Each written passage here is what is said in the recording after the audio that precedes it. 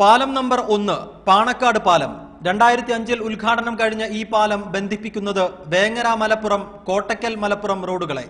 ഈ പാലത്തിലേക്കുള്ള അപ്രോച്ച് റോഡിൽ നിന്നും വെറും 1.5 കിലോമീറ്റർ സഞ്ചരിച്ചാൽ കാരാത്തോടെന്ന സ്ഥലമെത്തും. ഇവിടെ നിർമ്മാണത്തിലിരിക്കുന്നതാണ് പാലം നമ്പർ 2 തയ്യിൽ കടവ് പാലം.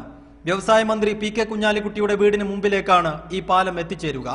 നബാർഡിന്റെ സഹായത്തോടെ വേങ്ങര മണ്ഡലം നടപ്പാക്കുന്ന പദ്ധതിയുടെ നിർമ്മാണ ചെലവ് 7,09 ലക്ഷം.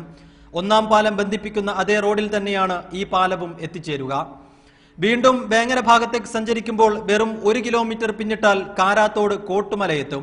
ഇവിടെ പാതി ജോലി പിന്നിട്ട മറ്റൊരു പാലം കാണാം. പാലം നമ്പർ 3 ആലുങ്ങൽ കടവ് പാലം. നിർമ്മാണ ചെലവ് 5 കോടി. എത്തിച്ചേരുന്നത് 1ഉം 2ഉം പാലങ്ങൾ എത്തുന്ന അതേ മലപ്പുറം കോട്ടക്കൽ റോഡിൽ.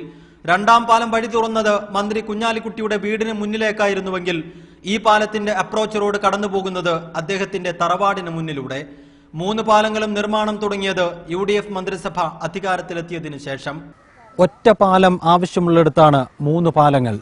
ഇക്കരെ നിന്നും നോക്കുകയാണെങ്കിൽ 3 പാലങ്ങളും തുടങ്ങുന്നത് ഒരു വാർഡിൽ നിന്ന്. ആർക്കു വേണ്ടി, എന്തിനു വേണ്ടി? മലപ്പുറത്തിന്റെ വികസന പ്രവർത്തനങ്ങൾ ഒരു കടലുണ്ടിപ്പുഴയിൽ മാത്രം ഒതുങ്ങേണ്ടതാണോ? ഉത്തരമില്ലാത്ത ഒത്തിരി ചോദ്യങ്ങൾ. ക്യാമറാമാൻ CR രജിത്തിനൊപ്പം PC സൈഫുദ്ദീൻ, മീഡിയ 1, മലപ്പുറം.